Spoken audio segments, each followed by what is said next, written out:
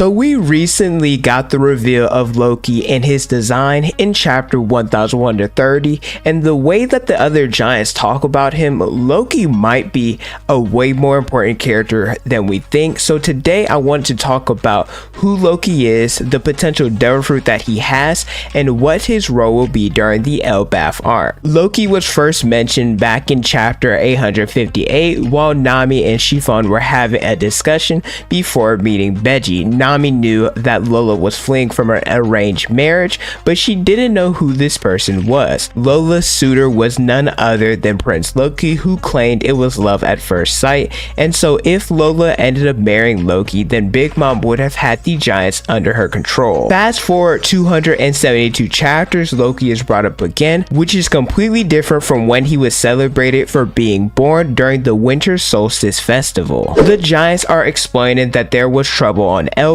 and it happened while Dory and Bragi were away, which would make sense because Loki is 63 and Haruden he is 81, which is important to note. The king of the giants, whose name is King Harald, had another child who was known as the accursed prince, and it's important to note that the first child is none other than Haruden, so he is the oldest son of King Harald. But the second prince is Loki, who committed all manner of evil acts and was sentenced to crucifixion. He nearly escaped his punishment. However, all of the warriors of Elbaf came together to get Loki under control, and I gained a lot more respect for Loki's strength because the giants are supposed to be the strongest and mightiest warriors of the series. So if it took every single giant to take down Loki, then that means that he's going to be a problem. But the reason why Loki was so twisted was because he was desperate for the legendary devil fruits that's passed down through the Elbaf royal line, and he killed his father and ate the fruit. We can infer two things from this based off of Haruden's actions in Dressrosa and being the first son.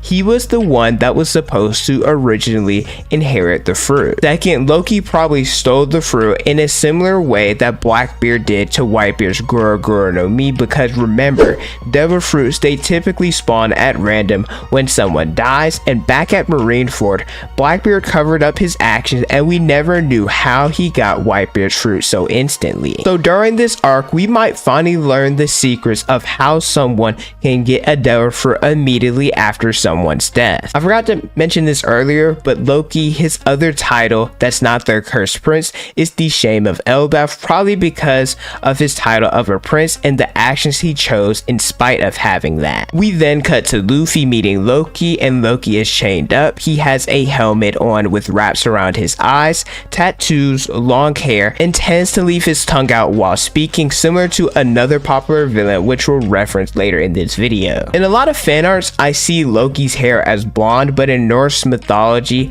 Loki is known to have a strawberry blonde or fire red hair, so it wouldn't surprise me if that's Loki's actual hair color. Also similar to Loki in One Piece, the Loki of Norse mythology was in prison because he killed the god Baldur, which led to Ragnarök, and I'll talk about that more later in the video. But if you guys are enjoying the video, let me know by leaving a like, subscribing to the channel, and hitting the notification bell so you guys never miss out on a new video. I pump out different One Piece content all the time. As I mentioned earlier, Loki, he ended up eating the legendary devil fruit, and this will be the first time we will ever see a giant use a devil fruit, so I wonder if this fruit is a Paramecia, Logia, or Zone. And I know some people are going to make the argument for Big Mom, but that doesn't count since we technically don't know what exactly she is. There are a few possibilities of what this legendary fruit could be, and I'm gonna list a few. The first could be the Gomu Gomu no Mi, since Elbaf talks about worshiping the sun god a lot.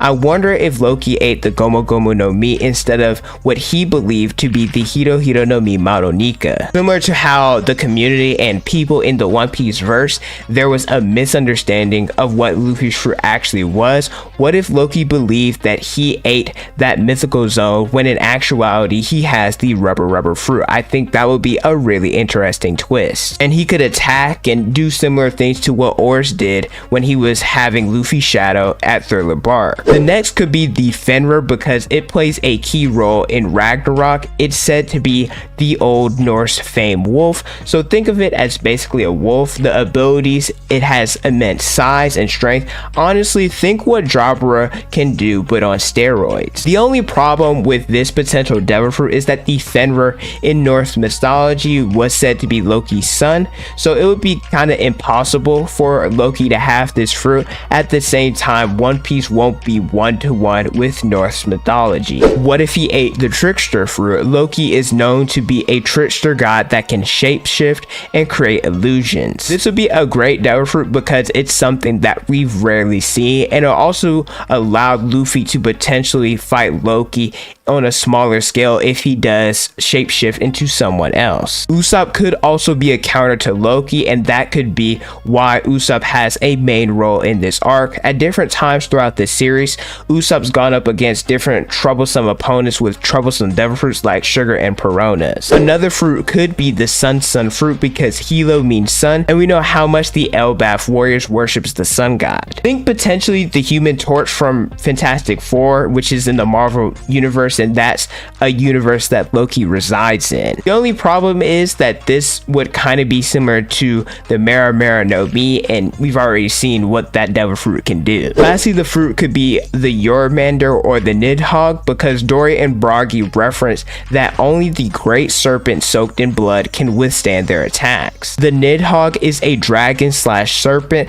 that is the ultimate incarnation of evil, which gnawed at the Yggdrasil tree. The Jormungandr is a large sea serpent that dwells in the world of the sea, and once the Jormungandr releases its tail, it's the sign of the beginning of Ragnarok. Once again, similar to the Fenrir, the Jormungandr is a child of Loki, so it'd be hard for it to be the legendary devil fruit if Oda is going based off of Norse mythology. Those are just some of the devil fruits that I've thought of. Let me know if you guys have anything else in the comment section below. When Loki speaks, he refers to himself as the sun god that will bring the world to the end, and he might actually be able to do it, since it was stated that the next time that Loki is unleashed, the world will be brought to ruin, and this is a complete 180 compared to the actual sun god, who is said to bring hope and joy to slaves through tough times. And most people believe that Luffy, aka sun god Nika, will bring the world to the dawn and essentially save the world. As I mentioned earlier, Loki being set free could cause Ragnarok,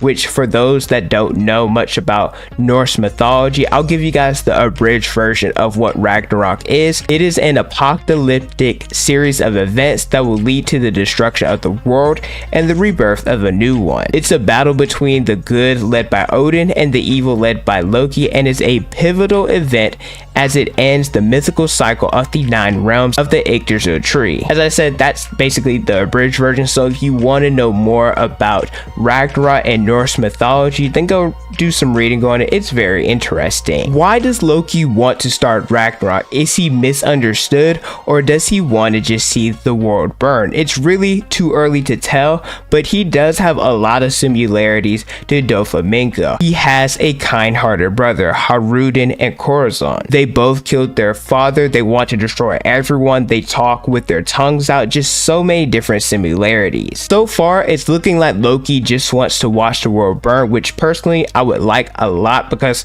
I'm not gonna lie to you guys, I'm kind of tired of seeing different series, and not just One Piece, but just all these tragic heroes as villains. Let me just get a villain that wants to watch the world burn, similar to the Joker or something. But yeah, that's everything that we know about Loki so far. Really looking forward to seeing his role during the Elbaf arc, and what the legendary devil fruit ends up being, and how strong is it compared to some of the strongest ones in the series, like the Hito no Mi Manonika, the Dark fruit, or Lost devil fruit. But thank you guys so much for watching. Don't forget to like, comment, and subscribe. Hit the notification bell so you guys never miss out on a new video. Follow me on Instagram, Twitter, and TikTok. It's on the screen and in the description below. Thank you guys so much for watching, and don't forget to unleash your potential.